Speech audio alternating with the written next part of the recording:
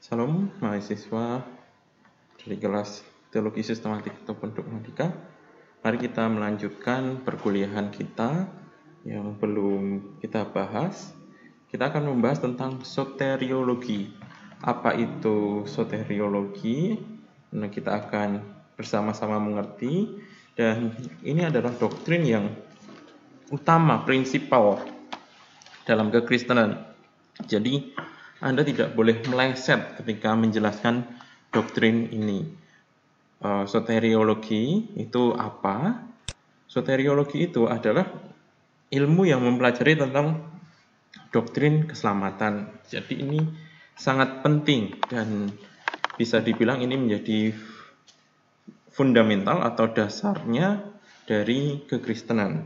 Nah, ketika Anda belajar tentang soteriologi berasal dari kata soter, sotso, Anda harus benar-benar bisa memahami bagaimana konsep keselamatan dalam kekristenan. Dan pada bagian ini diingatkan sekali lagi, Anda tidak boleh meleset bagian Allah Trinitas, bagian bibliologi, bagian kristologi, dan bagian soteriologi. Anda harus bisa kuat dan tidak boleh meleset sedikit pun. Nah, kita lanjut. Kita coba kuak bagaimana sih sebenarnya doktrin keselamatan yang diajarkan oleh kekristenan. Mari kita bahas dulu, kita buka dari Alkitab, Efesus, pasal 2 ayat 1 hingga 10. Efesus, pasal 2 ayat 1 hingga 10. Saya akan membacakan dan saya harap juga teman-teman mahasiswa membaca bersama dengan saya. Kamu dahulu sudah mati karena pelanggaran-pelanggaran dan dosa-dosamu. Kamu hidup di dalamnya, karena kamu mengikuti jalan dunia ini, karena kamu menaati penguasa kerajaan angkasa, yaitu roh yang sekarang sedang bekerja di antara orang-orang durhaka. Sebenarnya, dahulu kami semua juga terhitung di antara mereka, ketika kami hidup dalam hawa nafsu daging dan menuruti kehendak daging dan pikiran kami yang jahat. Pada dasarnya, kami adalah orang-orang yang harus dimurkai, sama seperti mereka yang lain. Tetapi Allah yang kaya dengan rahmat, karena kasih-Nya yang besar yang dilimpahkannya kepada kita, telah menghidupkan kita bersama-sama dengan Kristus. Sekalipun kita telah mati oleh kesalahan-kesalahan kita, oleh kasih karunia kamu diselamatkan. Dan di dalam Kristus Yesus, Ia telah membangkitkan kita juga dan memberikan tempat bersama-sama dengan Dia di surga, supaya pada masa yang akan datang Ia menunjukkan kepada kita kekayaan kasih karunia-Nya yang melimpah-limpah sesuai dengan kebaikan-Nya terhadap kita dalam Kristus Yesus. Sebab karena kasih karunia kamu diselamatkan oleh iman. Itu bukan hasil usahamu, tetapi pemberian Allah. Itu bukan hasil pekerjaanmu. Jangan ada orang yang memegahkan diri, karena kita ini buatan Allah, diciptakan dalam Kristus Yesus untuk melakukan pekerjaan yang baik, yang dipersiapkan Allah sebelumnya, yang mau supaya kita hidup di dalamnya. Nah, kita lihat perikop ini adalah perikop yang sangat jelas sekali yang ditulis oleh Paulus kepada jemaat Efesus, menjelaskan tentang keselamatan, doktrin keselamatan yang dipercaya oleh orang Kristen.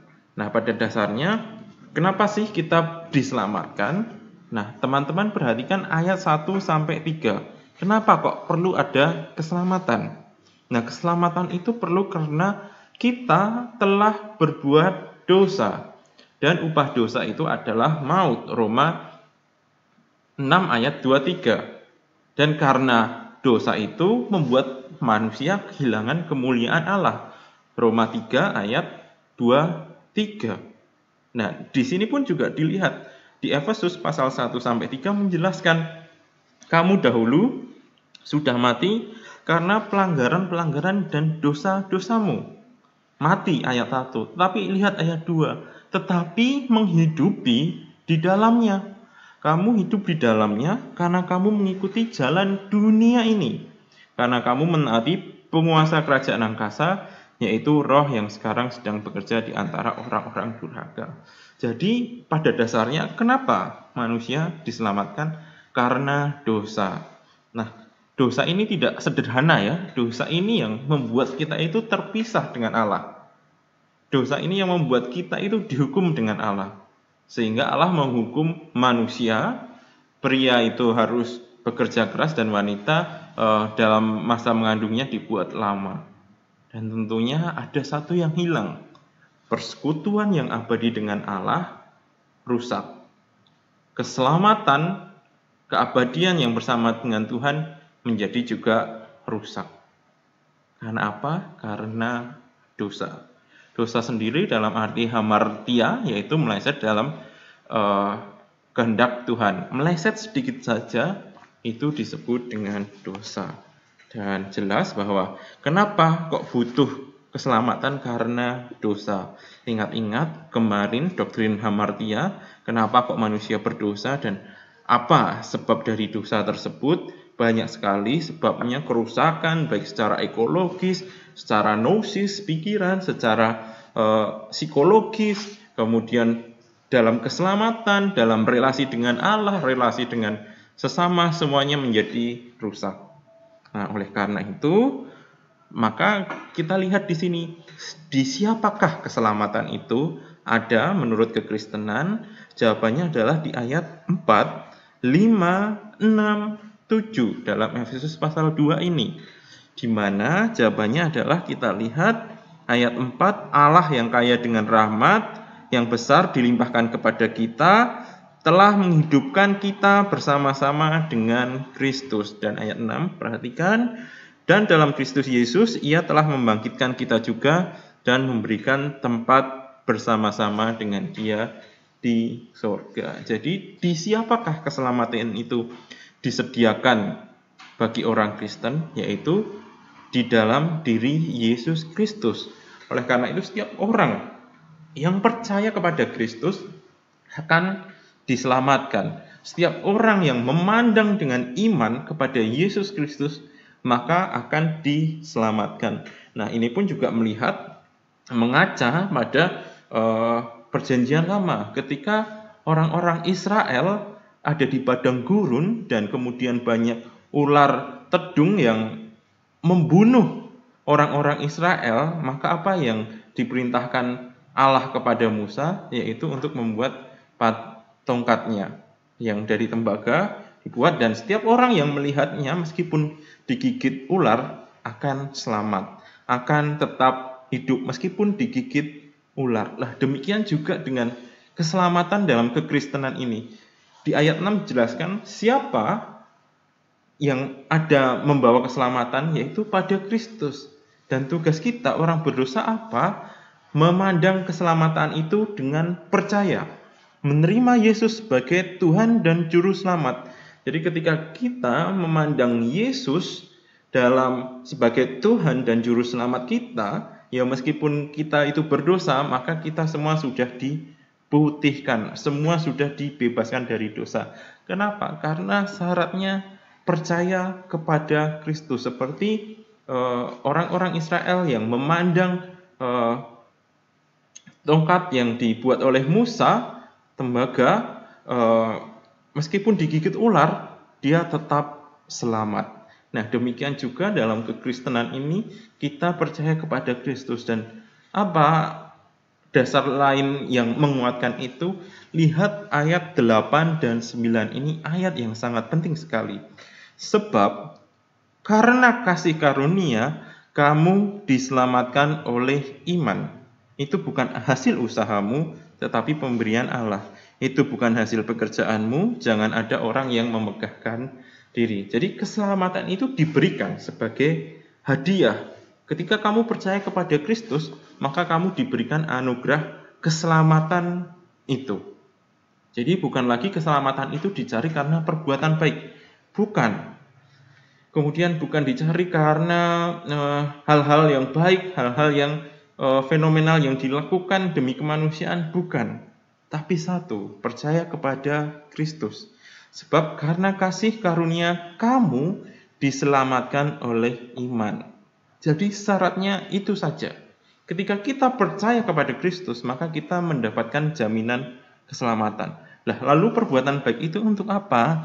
Perbuatan baik itu adalah buah dari kita percaya kepada Kristus. Ketika kita percaya kepada Kristus, maka kita hidup dalam ucapan syukur. Kenapa? Karena kita punya jaminan keselamatan. Orang yang punya jaminan keselamatan, masa diam-diam saja? Maka salah satu buahnya adalah yaitu berbuat baik, mengasihi orang lain, memberikan yang terbaik kepada orang lain, menolong orang lain, dan lain sebagainya. Tapi ingat, itu bukan syarat. Syaratnya apa? Percaya kepada Kristus. Dan perbuatan baik itu sebagai ekspresi kita akan jaminan keselamatan yang diberikan kepada Kristus. Nah, dan lihat ayat 10, itu ada hubungannya. Jadi ketika kita dijamin Allah akan keselamatannya, maka bagaimana relasinya dengan perbuatan baik? Itu bukan lagi menjadi syarat untuk keselamatan, tapi itu adalah ekspresi kita, ungkapan syukur kita kepada Tuhan karena kita itu sudah punya keselamatan. Lihat ayat 10, karena kita ini buatan Allah, diciptakan dalam Kristus Yesus untuk melakukan pekerjaan yang baik yang dipersiapkan Allah sebelumnya. Ia mau supaya kita hidup di dalamnya. Jadi dalam kekristenan, jaminan keselamatan itu ada pada siapa? Dalam Yesus Kristus. Titik. Tidak perlu ditambahi dengan hal lain. Harus berbuat baik, harus berpuasa, harus menyiksa diri. Tidak. Keselamatan ada di dalam Yesus Kristus. Dan ayat yang membuktikan, Yohanes 1 ayat 12, tetapi semua orang yang menerimanya diberinya kuasa supaya menjadi anak-anak Allah, yaitu mereka yang percaya dalam namanya. Jelas bahwa keselamatan ya hanya dalam Yesus Kristus. Jika percaya pada Yesus Kristus, maka di situ kita menjadi anak-anak Allah.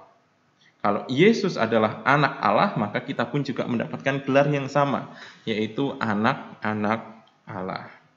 Nah, itu tadi teori yang benar ya tentang keselamatan. Terus yuk kita lihat teori-teori yang salah tentang doktrin keselamatan yang sudah beredar.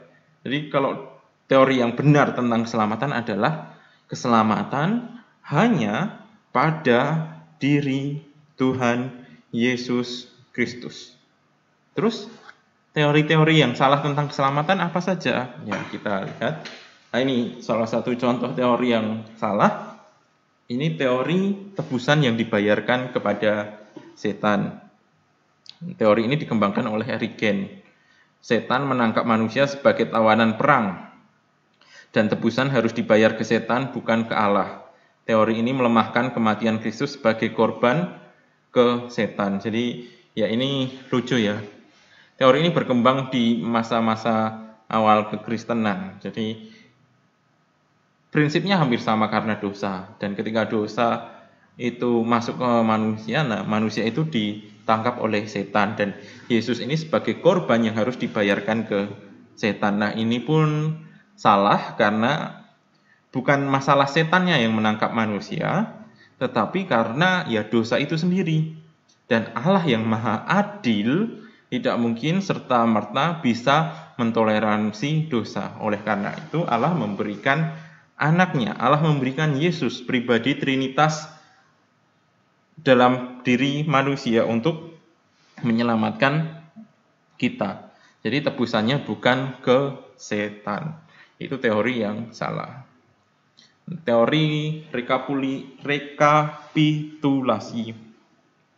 Teori rekapitulasi ini dikembangkan oleh Irenaeus pada tahun itu 130 Masehi hingga 200 Masehi. Kristus telah melalui fase kehidupan pengalaman Adam, termasuk pengalaman berdosa. Kristus berhasil di mana Adam gagal. Nah, ini melihat itu ya, jadi kayak rekapitulasi itu bahwa Adam gagal, Kristus berhasil. Berhasilnya apa? Berhasil dalam mengalahkan dosa. Kristus sama sekali tidak berbuat dosa, sehingga manusia harus meneladani ke Kristus dan percaya ke Kristus. Nah, teori ini pun salah. Kenapa? Karena Kristus tidak bertemu dengan dosa dan melakukannya. Jadi ya Kristus ini adalah Allah, pribadi Allah yang menjadi manusia dan mau menebus dosa manusia dalam diri manusia, dan dalam kemanusiaannya itu Yesus sama sekali tidak berdosa. Tetapi bukan sebagai teladan, tapi memang benar-benar sebagai tebusan. Jadi bukan karena mencontoh Yesus yang sama sekali tidak berdosa, sudah bertemu dengan dosa dan kemudian tidak melakukannya dan kita meneladan, bukan. Tapi karena Yesus memang tidak berdosa di tengah dunia yang penuh dosa ini. Dan ya teori rekapitulasi ini kurang sempurna.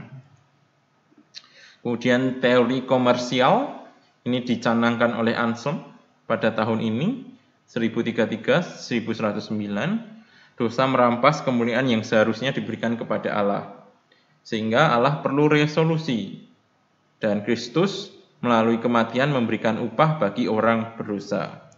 Nah, kalau teori komersial ini kelemahannya apa ya? Seolah-olah Kristus ini hanya menjadi tumbal saja tanpa melihat sisi keadilan dan kekudusan Allah. Jadi ya wis, karena Allah maha adil, kemudian manusia berdosa, dah tak kasih Kristus saja. Tetapi hanya melihat Kristus sebagai tumbal. Padahal Kristus ini adalah pribadi dari Trinitas, di mana ketika kita percaya kepada Kristus, ya selamat, dan ini adalah pribadi Allah sendiri, bukan hanya sebuah tumbal. Kemudian teori pengaruh moral hampir sama dari sebelumnya yang tadi, bahwa ini dikembangkan oleh Peter Abelard. Kristus itu bukan penebusan dosa, tapi demonstrasi kasih Allah. Dan ini lihat pada masa modernisme, Renaissance, mulai awal-awal 1200-an, dan ya Kristus itu sebagai teladan, demonstrasi kasih Allah yang membawa pertobatan bagi manusia. Jadi karena Kristus itu sama sekali tidak berdosa, benar-benar bisa di hadapan Allah melakukan hal-hal yang sempurna, maka manusia harus terimbas atau mencontoh, meneladan seperti Kristus. Nah, tentunya teori ini pun juga salah. Kematian Kristus bukan hanya demonstrasi, tapi adalah substitusi, pengganti hukum manusia. Nah, ini lebih lucu lagi teori kecelakaan. Kristus terbiasa oleh kemesiasannya, maka rela mati bagi manusia. Dan ya jelas bahwa ini bukan kecelakaan, penebusan Yesus itu bukan kecelakaan. Dan Alkitab tidak menyatakan bahwa kematian Kristus adalah kesalahan. Nah, teori contoh hampir sama dengan teori pengaruh moral ya, yang pada akhirnya memberikan teladan bagi manusia supaya manusia bisa berbuat baik seperti Yesus. Tapi bukan hanya teladan saja, tapi memang benar-benar dosa kita itu disubstitusi atau ditebus oleh kematian Kristus. Jadi Kristus hanya dipandang sebagai manusia saja dalam teori contoh, tapi tidak ada sisi keilahian. Ada pula teori pemerintahan. Allah mengampuni orang berdosa tanpa pembayaran setara. Allah menerima pembayaran dari Kristus tanpa mengesampingkan tuntutan hukum karena kemurahan Allah. Nah, kalau demikian berarti Allah itu berubah-ubah ya, padahal Allah itu maha adil, sehingga setiap kesalahan ya harus diadili. Nah, salah satu cara mengadili ya melalui tebusan Kristus. Dan ya Allah tidak mengesampingkan tuntutan hukum, Allah tetap adil dalam hukum tersebut. Jadi teori pemerintahan ini dianggap gagal. Dan pandangan yang benar mengenai penebusan gimana? Ya, pandangan yang benar adalah substitusi. Kristus mati sebagai ganti orang berdosa. Dikatakan juga penebusan atau agorazo, membeli. Kristus membebaskan orang percaya dari kutuk hukum yang tidak menyelamatkan. Kemudian rekonsiliasi, berdamai dengan Allah. Propisiasi, kematian Kristus secara penuh memuaskan semua tuntutan kebenaran Allah terhadap orang berdosa. Pengampunan, Allah mengangkat tuduhan-tuduhan kepada umat manusia. Dan justifikasi menyatakan manusia menjadi benar. Jadi dari kematian Kristus itu terjadi substitusi, penebusan, rekonsiliasi, propisiasi, pengampunan, dan pada akhirnya justifikasi, menyatakan setiap manusia yang percaya kepada Kristus itu dibenarkan. Dibenarkan oleh apa? kasih karunia, seperti perikop pada Efesus pasal 2 ayat 1 sampai 10. Nah, demikian presentasi tentang soteriologi. Ingat bahwa syarat keselamatan dari doktrin soteriologi adalah apa? Percaya kepada Yesus. Percaya pada Tuhan Yesus itu adalah syarat utama keselamatan. Ya, demikian materi soteriologi. Tuhan Yesus memberkati.